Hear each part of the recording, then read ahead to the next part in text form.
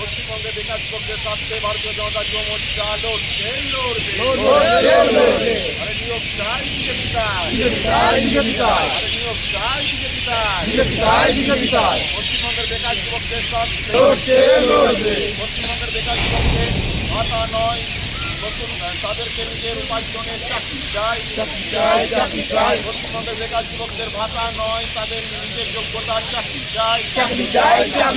আরে ভাতা নয়, চাকরি চাই।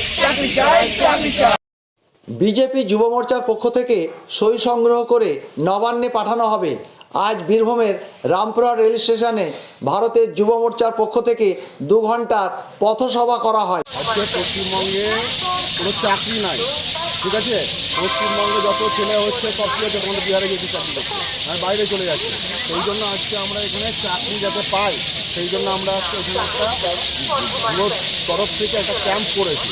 এখানে আমরা সবাইকে বলছি একটা করে সই করে আমরা মুখ্যমন্ত্রী, পশ্চিমবঙ্গের মুখ্যমন্ত্রীর কাছে আমরা পাঠাবো।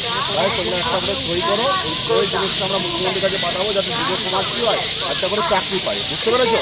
যাতে কাগজ পাই, চাকরি দাও।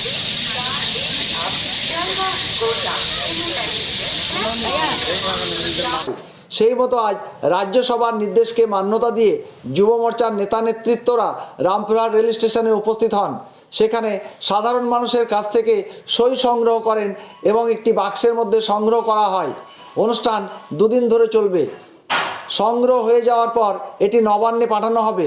উপস্থিত ছিলেন বিজেপির নেতা নেতৃত্বরা। আমাদের রাজ্য থেকে যে কর্মসূচি দিয়েছিল বিজেওয়াইএম থেকে, ভারতীয় জনতা যুব মোর্চার পক্ষ থেকে, আমাদের রাজ্যের যে সীমাহীন দুর্নীতি এবং চাকরি চুরি হচ্ছে, এই চাকরি যেভাবে বিক্রি করে দিচ্ছে আমাদের সরকার, যুব সমাজের যে অভূত ক্ষতি, সেই ক্ষতির জন্য আমরা যুব মোর্চার তরফ থেকে যুব সমাজের যে চাহিদা, নিজে উপার্জন করে নিজে চাকরি করে সমাজের উন্নতির জন্য তারা ভাতা চায় না, তারা নিজের কাজকর্ম করে তারা চাকরি চায়, সেই উদ্দেশ্যে যুব সমাজের কাছ থেকে আমরা সই সংগ্রহ করে আমাদের মাননীয় মুখ্যমন্ত্রী মাননীয়া মমতা বন্দ্যোপাধ্যায়ের কাছে নবান্নে এই চিঠি সংগ্রহ করে তার কাছে আমরা পাঠাতে চাই। তার উদ্দেশ্যে আজকে আমাদের রামপুরহাট রেলওয়ে স্টেশনে এই কর্মসূচি করা হয়েছিল। আগামীকাল আমাদের রামপুরহাট কামারপট্টি মোড়ে এই সেম কর্মসূচি দুপুর 12টা থেকে 2টো পর্যন্ত করা হবে।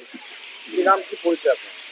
আমি বিমান সাহা, বর্তমানে যুব মোর্চার জেলার দায়িত্বে আছি।